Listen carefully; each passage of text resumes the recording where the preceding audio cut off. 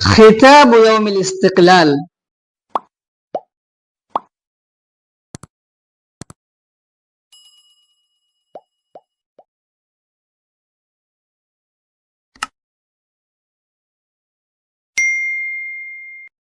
الحمد لله رب العالمين، والصلاة والسلام على سيد الأنبياء والمرسلين نبينا محمد وعلى آله وصحبه أجمعين، أما بعد.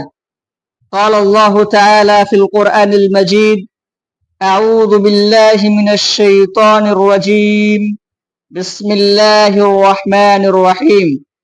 يريدون أن يطفئوا نور الله بأفواههم ويأبى الله إلا أن يتم نوره ولو كره الكافرون.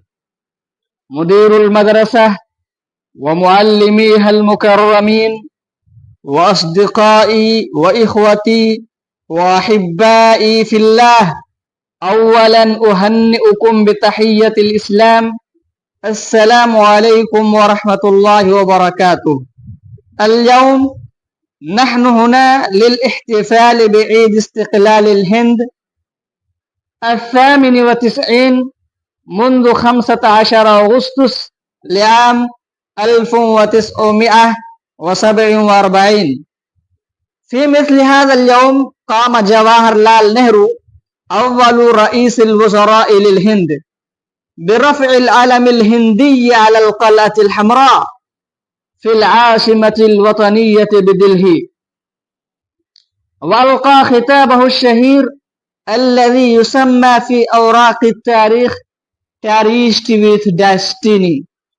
وأصبحت الهند دولة مستقلة ديمقراطية، ولم تحصل الهند على هذا الاستقلال إلا بعد المقاومة والمفاوضة وتضحية العديد من الرجال الشجعان بحياتهم.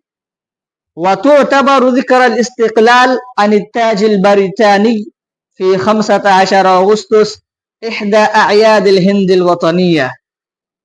فيجب أن نتذكر شجاعة المواطنين المحاربين للحرية وتضحياتهم.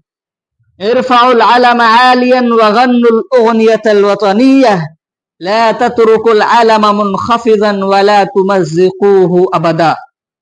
أيها السامعون الكرام، الحرية مهم جدا في حياة الإنسان، لذا أحميها من كل مخاوف وخطر.